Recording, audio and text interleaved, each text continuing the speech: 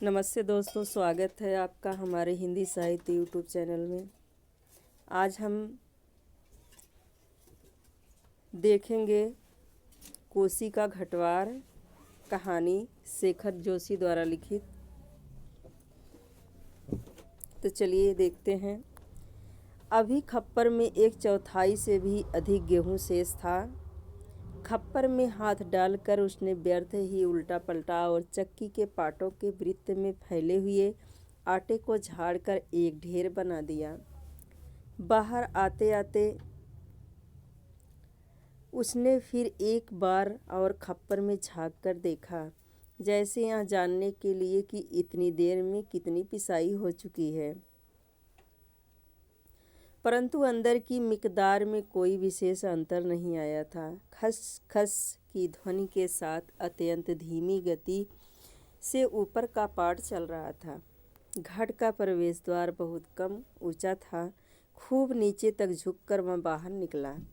Sir के बालों और बाहों पर आटे की एक हल्की सफ़ेद परत बैठ गई थी।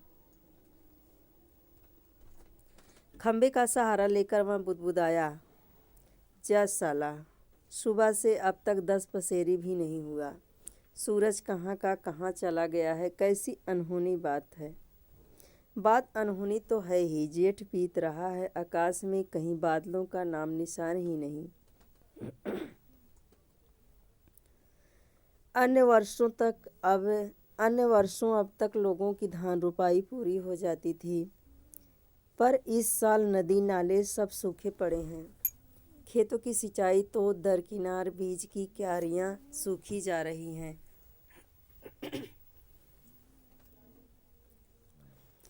छोटे नाले गुलों के किनारे के घाट महीनों से बंद हैं। कोसी के किनारे है गुसाई का यह घाट, पर इसकी भी चाल ऐसी कि लद्दू घोड़े की चाल को मात देती है। चक्की के निचले घाट में छिछर छिछर की आवाज़ के साथ पानी को काटती हुई मथानी चल रही थी। कितनी धीमी आवाज़! अच्छे खाते पीते ग्वालों के घर में दही की मथानी इससे ज़्यादा शोर करती है। इसी मथानी का वहाँ शोर होता था कि आदमी को अपनी बात सुनाई नहीं देती। और अब तो भोले नदी पार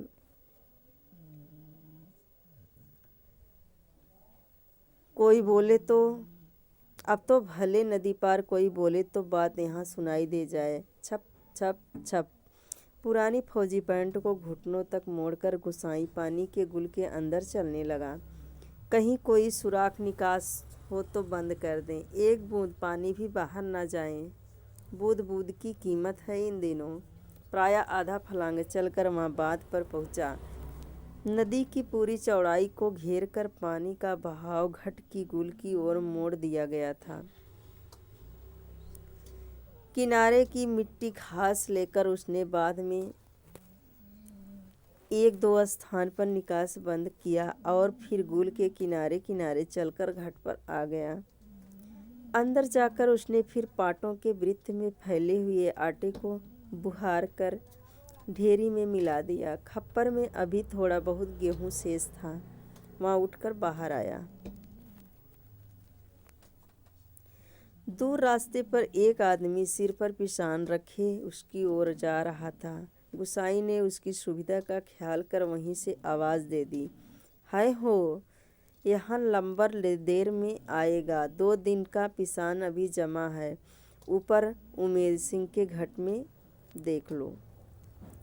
उस व्यक्ति ने मुड़ने से पहले एक बार और प्रयत्न किया। खूब ऊंचे स्वर में पुकार कर वह बोला, जरूरी है जी, पहले हमारा लंबर नहीं लगा दोगे? गुसाई ओठों ही ओठों में मुस्कुराया। शाला कैसे चीखता है, जैसे घट की आवाज़ इतनी हो कि मैं सुन न सकूं। कुछ कम ऊंची आवाज़ में उसने हाथ हिलाकर उत्तर दे दिया, यहाँ जरूरी का भी बाप रखा है जी तुम्हारे जी, तुम ऊपर चले जाओ। वह आदमी लौट गया। मिहल की छांव में बैठकर गुसाई ने लकड़ी के जलते कुंदे को खोद कर चीलम सुलगाई और गुड़गुड़ करता धुआं उड़ाता रहा। खस्सर खस्सर चक्की का पाठ चल रहा था। किट किट किट छप्पर से दाने गिरने वाली चिड़िया पाट पर टकरा रही थी। छिच्छर छिच्छर की आवाज़ के साथ मथानी पाट को काट रही थी और कहीं कोई आवाज़ नहीं। कोसी के बहाव में भी कोई ध्वनि नहीं। रेती पाथरों के बीच में टखने टखने पत्थर भी अपना सर उठाए आकाश को निहार रहे थे। दोपहरी ढलने पर भी इतनी तेज धूप। कैसी चिड़ैया भी नहीं बोलती, कहीं चिड़ैया भी नहीं बोलती। किसी प्राणी का प्रिय अप्रिय स्वर नहीं। सूखी नदी के किनारे बैठा गोसाई सोचने लगा, क्यों उस व्यक्ति को लौटा दिया। लौट तो वहाँ जाता ही घट के अंदर टच पड़े पिसान के थैलों को देखकर दो चार छड़ की बातचीत का सहारा ही होता। कभी कभी गोसाई को यह अकेलापन काटने लगता है। सूखी नदी के किनारे का यह अकेलापन नहीं, जिंदगी भर साथ देने के लिए जो अकेलापन उसके द्वार पर धरना देकर बैठ गया है, वही जिसे अपना वह कह सके। ऐसी किसी प्राणी का स्वर उसके लिए नहीं, पालतू कुत्ते बिल्ली का स्वर भी नहीं। क्या ठिकाना ऐसे मालिक का जिसका घर द्वार नहीं, बीबी बच्चे नहीं, खाने पीने का ठिकाना नहीं। घुटनों तक उठी हुई पुरानी फौजी पैंट के मोड़ को गुसाई ने खोला। गुल में चलते हुए थोड़ा भाग भीग गया था, पर इस गर्मी में उसे भीगी पैंट की यह शीतलता अच्छी लगी। पैंट की सलवटों को ठीक करते करते गोसाई ने हुक्के की नली से मुंह हटाया। उसके ओठों में बाएं कोनों पर हल्की सी मुस्कान उभर आई। बीती बातों को याद गोसाई सोचने लगा। इसी पैंट की बदौलत वह अकेलापन उसे मिला है। नहीं, याद करने को मन नहीं करता। पुरानी, बहुत पुरानी बातें वह भूल गया है, पर हवलदार साहब की पैंट की बात उसे नहीं भूलती। ऐसी ही फौजी पैंट पहनकर हवलदार धर्म सिंह आया था। लांडी की धूली नोकदार ग्रिज वाली पैंट। वैसे ही पैंट पहनने की महत्वाकांक्षा लेकर गोसाई फौज में गया था, पर फौज से लौटा तो पैंट के साथ साथ जिंदगी का अकेलापन भी उसके साथ आ गया। पैंट के साथ और भी कितनी स्मृतियां संबंध है। उस बार की छुट्टियों की बात। कौन महीना? हाँ, बैसाख ही था। सर पर क्रॉस खुखरी के क्रेस्ट वाली काली किस्ती नुमा टोपी को तिरछा रखकर फौजी वर्दी वह पहली बार एनुअल लीव पर घर आया तो चीड़ वन की आग की तरह खबर इधर उधर फैल गई थी। बच्चे बूढ़े सभी उससे मिलने आए थे। चाचा का गोठ एकदम भर गया था ठसाठस। बिस्तर की नई एकदम साफ जगमग लाल नीली धारियों वाली आंगन में बिछानी पड़ी गई थी लोगों को बिठाने के लिए। खूब याद है, आंगन का गोबर दरी में लग गया था। बच्चे बूढ़े सभी आए थे। सिर पे चना गुड़ या हल्दानी के तंबाकू का लोभ ही नहीं था। कल के शर्मीले गोसाई को इस नए रूप में देखने का कौतूहल भी था, पर गोसाई की आंखें उस भीड़ में जिसे खोज रही थी वह नहीं थी। नाला पार के अपने गांव से भैंस के कटिया को खोजने के बहाने दूसरे दिन लक्ष्मा आई थी, पर गोसाई उस दिन उससे मिल न सका। गांव के छोकरे ही गोसाई की जान को बवाल हो गए थे। बुढ़े नरसिंह प्रधान उस दिनों ठीक ही कहते थे।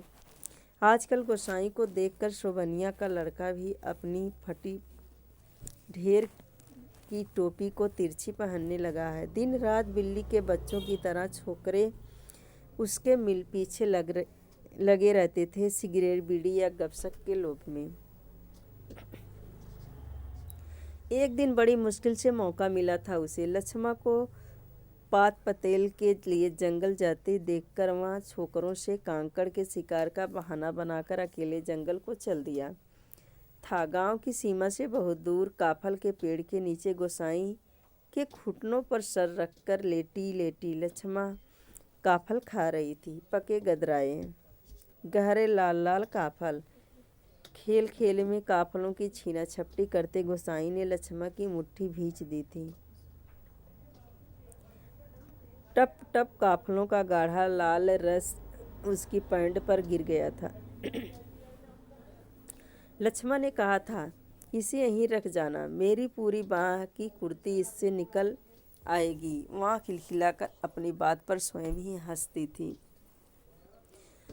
पुरानी बात क्या कहा था, गोसाई ने याद नहीं पड़ता, तेरे लिए मखमल की कुर्ती ला दूंगा मेरी सुगा। यहाँ कुछ ऐसा ही। पर लक्ष्मा को मलमल की कुर्ती किसने पहनाई होगी? पहाड़ी पार के रमुआ ने, जो तूड़ी निसार लेकर उसे ब्याहने आया था, जिसके आगे पीछे भाई बहन नहीं, माँ बाप नहीं, परदेश में बंदूक की नोक पर जान रखने वाले को छोकरी कौन दे सकता? हम, लक्ष्मा के बाप ने कहा था। उसका मन जानने के लिए गोसाई ने टेढ़े तिरछे बात चलवाई थी। उसी साल मंगसिर की एक ठंडी उदास शाम को गोसाई की यूनिट के सिपाही किशन सिंह ने क्वार्टर मास्टर स्टोर के सामने खड़े खड़े उसने कहा था, हमारे गांव के राम सिंह ने जिद की तभी छुट्टियां बढ़ानी पड़ी। इस साल उसकी शादी थी। खूब अच्छी औरत मिली है यार, शक्ल सूरत भी खूब है, एकदम पटाखा, खूब बड़ी हंसमुख है। तुमने तो देखा ही होगा, तुम्हारे गांव के नज़दीक की है, लक्ष्मा कुछ ऐसा नाम ही। गोसाई को याद नहीं पड़ता कौन सा बहाना बनाकर वह किशन सिंह के पास से चला आया था। रमडे थे उस दिन। हमेशा आधा पैग लगाने वाला गोसाई उस दिन पेशी करवाई थी। मलेरिया प्रिकॉशन न करने के अपराध में सोचते सोचते गोसाई बुदबुदाया, साल एडजुडेंट। गोसाई सोचने लगा, उस साल छुट्टियों में घर से विदा होने से पहले एक दिन वहाँ मौका निकालकर लक्ष्मा से मिला था। गंगनाथजू की कसम, तुम जैसा कहोगे मैं वैसा ही करूँगी, आंखों में आंसू भरकर लक्ष्मा ने कहा था। वर्षों से वहाँ सोचता आया था, कहीं लक्ष्मा से भेंट होगी तो वहाँ अवश्य कहेगा कि वहाँ गंगानाथ का जागर लगाकर प्रयासी जरूर कर ले। देवी देवताओं की झूठी कस्में खाकर उन्हें नाराज करने से क्या लाभ। जिस पर भी गंगानाथ का कोप हुआ वहाँ कभी फल फूल नहीं पाया। पर लक्ष्मा से कब भेंट होगी यह वह नहीं जानता। लड़कपन से संगी साथी नौकरी चाकरी के लिए मैदानों में चले गए हैं। गांव की ओर जाने का उसका मन नहीं होता। लक्ष्मा के बारे में किसी से पूछना उसे अच्छा नहीं लगता। जितने दिन नौकरी रही वहाँ पलटकर अपने गांव नहीं आया। एक स्टेशन से दूसरे स्टेशन का वॉलेंटरी ट्रांसफ़र लेने वालों की लिस्ट में नायक गोसाई सिंह का नाम ऊपर आता रहा लगातार 15 साल तक। पिछले बैसाख में ही वहाँ गांव लौटा। 15 साल बाद रिजर्व में आने पर काले बालों को लेकर गया था, खिचड़ी बाल लेकर लौटा। लक्ष्मा का हट उसे अकेला बना दिया। आज इस अकेलेपन में कोई होता जिसे गोसाई अपनी जिंदगी की किताब पढ़कर सुनाता। शब्द शब्द, अक्षर अक्षर, कितना देखा, कितना सुना और कितना अनुभव किया उसने। पर नदी किनारे यहाँ तपती रेत, पंचक्की की खटर फटर और महल की छाया में ठंडी चीलम को निष्प्रयोजन गुड़गुड़ाता गोसाई और चारों ओर अन्य कोई नहीं, एकदम निर्जन, स्तब्ध, सुनसान। एकाएक गोसाई का ध्यान टूटा। सामने पहाड़ी के बीच की पगडंडी से सर पर बोझा लिए एक नारी आकृति उसी ओर चली आ रही थी। गोसाई ने सोचा वहीं से आवाज़ देकर उसे लौटा दें। कोसी ने चिकने काई लगे पत्थरों पर कठिनाई से चलकर उसे वहाँ तक आकर केवल निराश लौट जाने के क्यों बाध्य करे। दूर से चिल्ला चिल्ला कर पिसान स्वीकार करवाने की लोगों की आदत से वहाँ तंग आ चुका था। इस कारण आवाज़ देने को उसका मन नहीं हुआ। वहाँ आकृति तब तक पगडंडी छोड़कर नदी के मार्ग में पहुंची थी। चक्की की बदलती आवाज़ को पहचान कर गोसाई घट के अंदर चला गया। खप्पर का अनाज समाप्त हो चुका था। खप्पर में एक कम अन्न वाले थैले को उलटकर उसने अन्न का निकास रोकने के लिए काट के चींटियों को उल्टा कर दिया।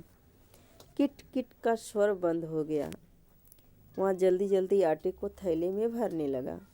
घट के अंदर मथाने की छिच्चर छिच्चर की आवाज़ भी अपेक्षाकृत कम सुनाई दे रही थी। केवल चक्की ऊपर वाले पार्ट की घिसती और घरघराहट का हल्का धीमा संगीत चल रहा था। तभी गोसाई ने सुना अपनी पीठ के पीछे घट के द्वार पर इसी संगीत से भी मधुर एक नारी का कंठस्वर, कब बारी आएगी जी, रात की रोटी के लिए भी घर में आटा नहीं है। सर पर पिसान रखे एक स्त्री उससे यह पूछ रही थी। गोसाई को उसका स्वर परिचित सा लगा। चौंक कर उसने पीछे मुड़कर देखा। कपड़े में पिसान ढीला बांधा होने के कारण बोझ का एक सिरा उसके मुख के आगे आ गया था। गोसाई ने उसे ठीक से नहीं देख पाया, लेकिन तब भी उसका मन जैसे आशंकित हो उठा। अपनी शंका का समाधान करने के लिए वहाँ बाहर आने को मुड़ा, लेकिन तभी फिर अंदर जाकर पिसान के थैलों को इधर उधर रखने लगा। कांट की चिड़िया किट किट बोल रही थी और उसी गति के साथ गोसाई को अपने हृदय की धड़कन का आभास हो रहा था। घट के छोटे कमरों में चारों ओर पिसे हुए अन्न का झुर्ड फैला था, जो अब तक गोसाई के पूरे शरीर पर छा गया था। इस कृत्रिम सफेदी के कारण वह वृद्ध सा दिखाई दे रहा था। स्त्री ने उसे नहीं पहचाना। उसने दोबारा वही शब्द दोहराए हैं। वह अब भी तेज धूप में बोझा सर पर रखे हुए गोसाई का उत्तर पाने को आतुर थी। शायद नकारात्मक उत्तर मिलने पर वह उल्टे पांव लौटकर अन्य किसी चक्की का सहारा लेती। दूसरी बार के प्रश्न को गोसाई ना टाल पाया। उत्तर देना ही पड़ा। यहाँ पहले ही टीला लगा है, देर तो होगी ही, उसने दबे स्वर में कह दिया। स्त्री ने किसी प्रकार की अनुनय विनय नहीं की। शाम के आटे का प्रबंध करने के लिए वहाँ दूसरी चक्की का सहारा लेने को लौट पड़ी। गोसाई झुककर घर से बाहर निकला। मुड़ते समय स्त्री की एक झलक देखकर उसका निस्संदेह विश्वास में बदल गया। हताश सा वहाँ कुछ क्षणों तक उसे जाते हुए देखता रहा और फिर अपने हाथों तथा सिर पर गिरे हुए आटे को झाड़कर एक दो कदम आगे बढ़ा। उसने अंदर की किसी अज्ञात शक्ति ने जैसे उसे वापस जाती हुई उस स्त्री को बुलाने को बाध्य कर दिया। आवाज़ देकर उसे बुला लेने को उसने मुख खोला, परंतु आवाज़ ना दे सका। एक झिझक, एक असमर्थता थी जो उसका मुंह बंद कर रही थी। वहाँ स्त्री नदी तक पहुँच चुकी थी। गोसाई के अंतर में तीव्र उथल पुथल मच गई। इस बार आवेग इतना तीव्र था कि वह स्वयं को नहीं रोक पाया। लड़खड़ाती आवाज़ में उसने पुकारा, लक्ष्मा। घबराहट के कारण वह पूरे जोर से आवाज़ नहीं दे पाया था। स्त्री ने आवाज़ नहीं सुनी। इस बार गोसाई ने स्वस्थ होकर पुनः पुकारा, लक्ष्मा। लक्ष्मा ने पीछे मुड़कर देखा। मायके में उसे सभी इसी नाम से पुकारते थे। यह संबोधन उसके लिए स्वाभाविक था, परंतु उसे शंका शायद यह थी कि चक्की वाला एक बार पिसान स्वीकार न करने पर दोबारा उसे बुला रहा है, या उससे केवल भ्रम हुआ है। उसने वहीं से पूछा, मुझे पुकार रहे हो जी? गोसाई ने संयत स्वर में कहा, हाँ, ले आ, हो जाएगा। लक्ष्मा क्षण भर रुकी और फिर घट की ओर लौट आई। अचानक साक्षात्कार होने का मौका न देने की इच्छा से गोसाई व्यस्तता का प्रदर्शन करता हुआ महल की छांव में चला गया। लक्ष्मा पिसान का थैला घट के अंदर रख आई। बाहर निकलकर उसने आंचल के कोर से मुंह पोंछा। तेज धूप में चलने के कारण उसका मुंह लाल हो गया था। किसी पेड़ की छाया में विश्राम करने की इच्छा से उसने इधर उधर देखा। महल के पेड़ की छाया में घट की ओर एक पीठ किए हुए गोसाई बैठा हुआ था। निकट स्थान में दाड़िम के एक पेड़ की छां को छोड़कर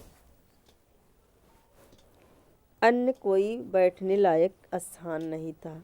वह उसी ओर चलने लगी। गोसाई की उदारता के कारण रीढ़ी सी होकर ही जैसे उसने निकट आते आते कहा, तुम्हारे बाल बच्चे जीते रहें घटवार जी, बड़ा उपकार का काम किया है तुमने। ऊपर के घट में जी भी जाने कितनी देर में लंबर मिलता। आजाद संतति के प्रति दिए गए आशीर्वादों को गोसाई ने मन ही मन विनोद के रूप में ग्रहण किया। इस कारण उसकी मानसिक उथल पुथल कुछ कम हो गई। लक्ष्मा उसकी ओर देखे इससे पूर्व ही उसने कहा, जीते रहे तेरे बाल बच्चे लक्ष्मा, मायके कब आई? गोसाई ने अंतर में उमड़ती आधी को रोककर यह प्रश्न इतने संयत स्वर में किया जैसे वह भी अन्य 10 आदमियों की तरह लक्ष्मा के लिए एक साधारण व्यक्ति हो। दाड़िम की छाया में पात पतेल झाड़कर बैठते लक्ष्मा ने शंकित दृष्टि से गोसाई की ओर देखा। कोसी की सूखी धार अचानक जल प्लावित होकर बहने लगती तो भी लक्ष्मा को इतना आश्चर्य न होता जितना अपने स्थान से केवल 4 कदम की दूरी पर गोसाई को इस रूप में देखने पर हुआ। विस्मय से आंखें फाड़कर वह उसे देखती जा रही थी, जैसे अब भी उसे विश्वास नहीं हो रहा था कि जो व्यक्ति उसके सम्मुख बैठा है वह उसका पूर्व परिचित गोसाई ही है। तुम जाने लक्ष्मा क्या कहना चाहती थी, शेष शब्द उसके कंठ में ही रह गए। हाँ, पिछले साल पलटन से लौट आया था, वक्त काटने के लिए यहाँ घट लगवा लिया। गोसाई ने ही पूछा, बाल बच्चे ठीक हैं? आंखें जमीन पर टिकाए गर्दन हिलाकर संकेत से ही उसने बच्चों की कुशलता की सूचना दे दी। जमीन पर गिरे एक दाड़िम के फूल को हाथों में लेकर लक्ष्मा उसकी पंखुड़ियों को एक एक कर निरुद्देश तोड़ने लगी और गोसाई पतली सीख लेकर आग को उड़ेलता रहा। बातों का क्रम बनाए रखने के लिए गोसाई ने पूछा, तू अभी कितने दिन मायके में ठहरने वाली है? अब लक्ष्मा के लिए अपने को रोकना असंभव हो गया था। टप टप टप वहाँ सर नीचा किए हुए आंसू गिराने लगी। सिसकियों के साथ साथ उसके उठते गिरते कंधों को गोसाई देखता रहा। उसे यहाँ नहीं सूझ रहा था कि वह किन शब्दों में अपनी सहानुभूति प्रकट करे। इतनी देर बाद सहसा गोसाई का ध्यान लक्ष्मा के शरीर की ओर गया।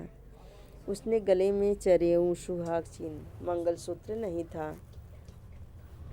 हतप्रभ सा गोसाई उसे देखता रहा। अपनी व्यवहारिक अज्ञानता पर उसे बेहद झुंझलाहट हो रही थी। आज अचानक लक्ष्मा से भेंट हो जाने पर वह उन दिनों उन सब बातों को भूल गया जिससे वह कहना चाहता था। इन क्षणों में वह केवल मात्र श्रोता बनकर रह जाना चाहता था। गोसाई की सहानुभूतिपूर्ण दृष्टि पाकर लक्ष्मा आंसू पोंछती हुई अपना दुखड़ा रोने लगी। जिसका भगवान नहीं होता उसका कोई नहीं होता। जेठ जेठानी से किसी तरह पिंड छुड़ाकर यहाँ माँ की बीमारी में आई थी, वहाँ भी मुझे छोड़कर चली गई। एक अभागा मुझे रोने को रह गया है, उसी के लिए जीना पड़ रहा है, नहीं तो पेट पर पत्थर बांध कर कहीं डूब मरती। जंजाल करता। यहाँ काका काकी के साथ रह रही हो? गोसाई ने पूछा। मुश्किल पड़ने पर कोई किसी का नहीं होता जी। बाबा की जायदाद पर उसकी आंखें लगी हैं। सोचते हैं कहीं मैं हक न जमा लूँ। मैंने साफ साफ कह दिया, मुझे किसी का कुछ लेना देना नहीं है। जंगलात का लीसा ढो ढो कर अपनी गुजर कर लूँगी, किसी की आँख का कांटा बनकर नहीं रहूँगी। गोसाई ने किसी प्रकार की मौखिक संवेदना नहीं प्रकट की, केवल सहानुभूतिपूर्ण दृष्टि से उसे देखता भर रहा। दाड़िम के वृक्ष से पीठ टिकाकर लक्ष्मा घुटने मोड़कर बैठी थी। गोसाई सोचने लगा, 15-16 साल की किसी की जिंदगी में अंतर लाने के लिए कम नहीं होते। समय का यह अंतराल लक्ष्मा के चेहरे पर भी एक छाप छोड़ गया था, पर उसे लगा उस छाप के नीचे वह आज भी 15 वर्ष पहले की लक्ष्मा को देख रहा। कितनी तेज धूप है इस साल। लक्ष्मा का स्वर उसके कानों में पड़ा, प्रसंग बदलने के लिए, जैसे ही लक्ष्मा ने यह जानबूझकर बात कही हो। और अचानक उसका ध्यान उस ओर चला गया जहाँ लक्ष्मा बैठी थी। दाढ़ी की फैली फैली अंध ढकी डालों से छनकर धूप उसके शरीर पर पड़ रही थी। सूरज की एक पतली किरण न जाने कब से लक्ष्मा के माथे पर गिरी हुई एक लट को सुनहरी रंगीनी में डुबा रही थी। गोसाई एकटक उसे देखता रहा। दोपहर तो बीत चुके होगी, लक्ष्मण ने प्रश्न किया तो गोसाई का ध्यान टूटा। हाँ, अब तो 2 बजने वाले होंगे, उसने कहा। उधर धूप लग रही हो तो इधर आ जाओ छाँव में। कहता हुआ गोसाई एक जम्हाई लेकर अपने स्थान से उठ गया। नहीं, यही ठीक है, कहकर लक्ष्मण ने गोसाई की ओर देखा, लेकिन वह अपनी बात कहने के साथ ही दूसरी ओर देखने लगा। घट में कुछ देर पहले डाला हुआ पिसान समाप्ति पर था।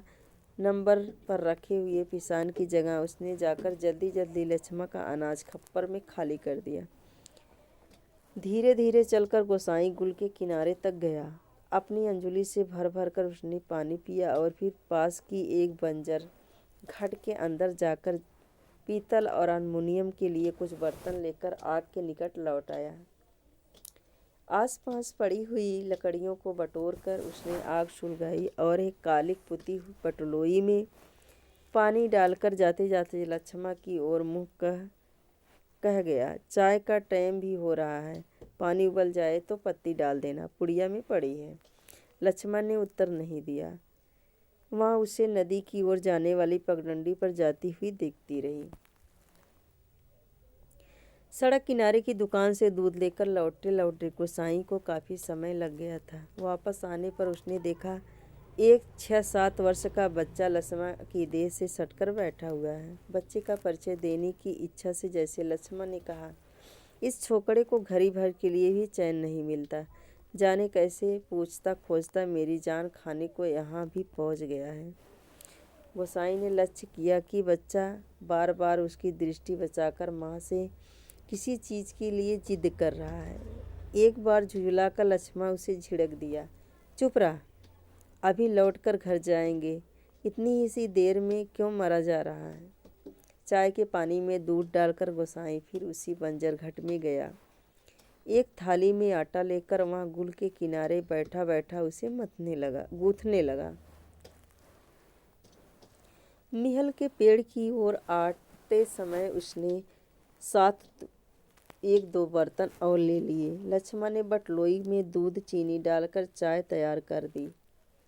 एक गिलास, एक एनिमल का मग और एक अल्मुनियम के मैस्टिन में गोसाई ने चाय डालकर आपस में बांट ली और पत्थरों से बने बिढंगे चूल्हे के पास बैठकर रोटियां बनाने का उपक्रम करने लगा। हाथ का चाय का गिलास जमीन पर टिकाकर लक्ष्मियाँ उठी।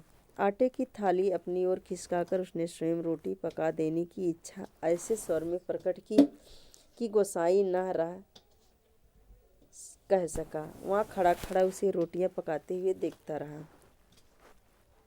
गोल गोल डिबिया सरीखी रोटियां चूल्हे में खिलने लगी। वर्षों बाद गोसाई ने ऐसी रोटियां देखी थी जो अनिश्चित आकार की फौजी लंगर की चपातियों या स्वयं उसके हाथ से बनी बेडौल रोटियों से एकदम भिन्न थी। आटे की लोई बनाते समय लक्ष्मा के छोटे छोटे हाथ बड़ी तेजी से घूम रहे थे। कलाई में पहने हुए चांदी के कड़े जब कभी आपस में टकरा जाते तो खन खन का एक अत्यंत मधुर स्वर निकलता। चक्की के पाट पर टकराने वाली कांट की चिड़ियों का स्वर कितना नीरस हो सकता है, गोसाई ने आज पहली बार अनुभव किया।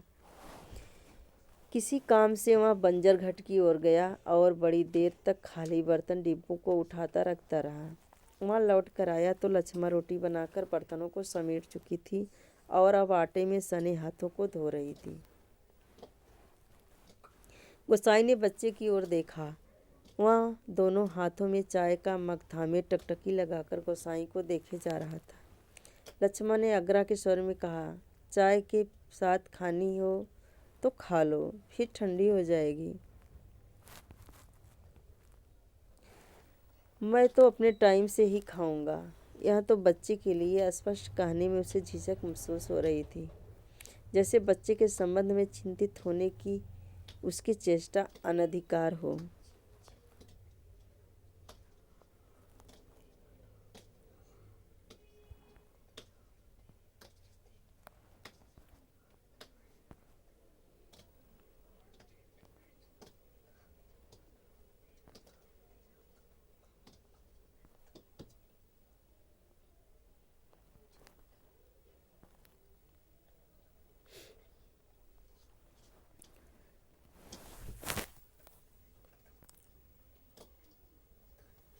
न न जी, वहाँ तो अभी घर से खाकर ही आ रहा है। मैं रोटियां बनाकर रखाई थी। अत्यंत संकोच के साथ लक्ष्मण ने आपत्ति प्रकट कर दी।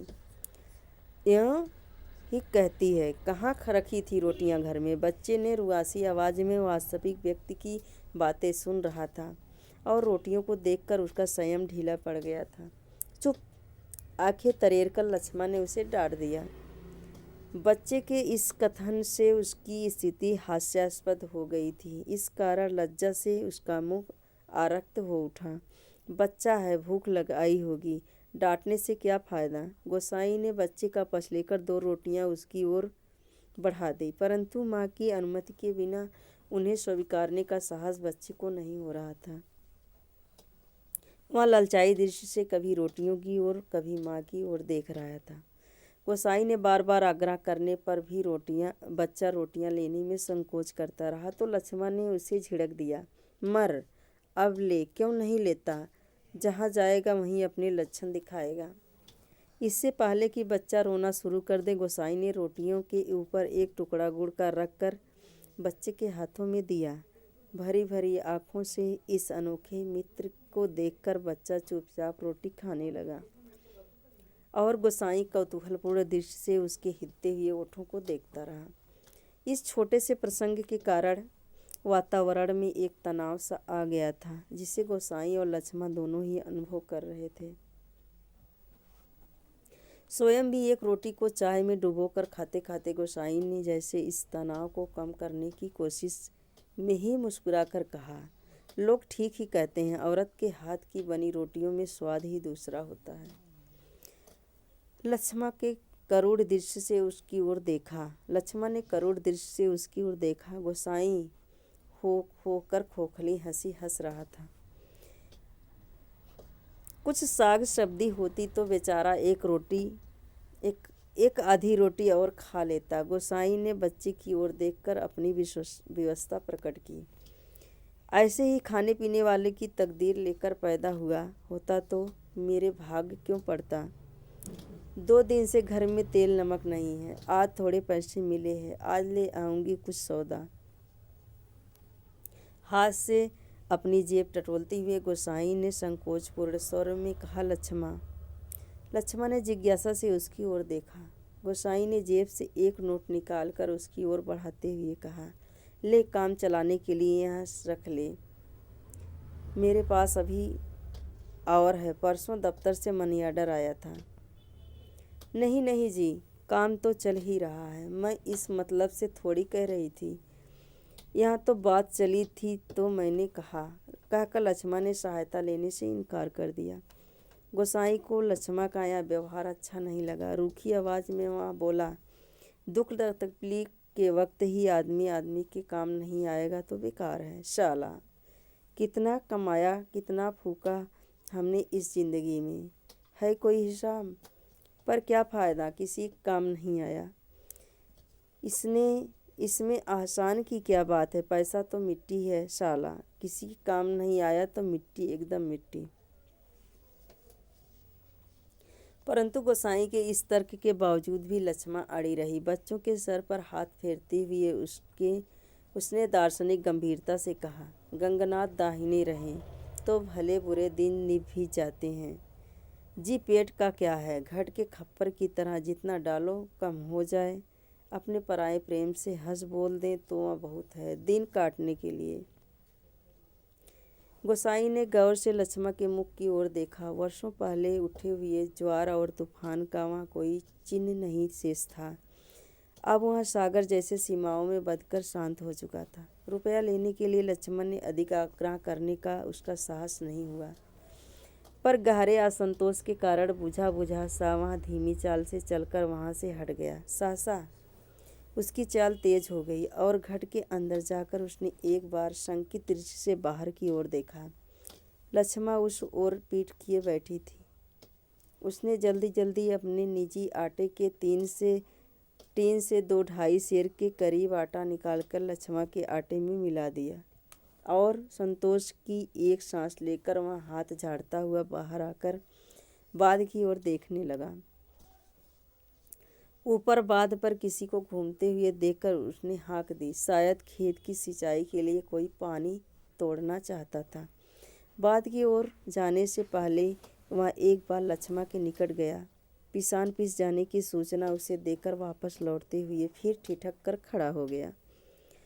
मन की बात कहने में जैसे उसे झिझक हो रही थी। अटक अटक कर वह बोला, लक्ष्मा। लक्ष्मा ने सिर उठाकर उसकी ओर देखा। गोसाई को चुपचाप अपनी ओर देखते हुए पाकर उसे संकोच होने लगा। वह न जाने क्या कहना चाहता है। इस बात की आशंका से उसके मुंह का रंग अचानक फीका होने लगा। पर गोसाई ने झिझकते हुए केवल इतना ही कहा, कभी 4 पैसे जुड़ जाएं तो गंगानाथ जाकर लगाकर भूल चूक की माफ़ी मांग लेना। पूत परिवार वालों को देवी देवता के कोप से बचा रहना चाहिए।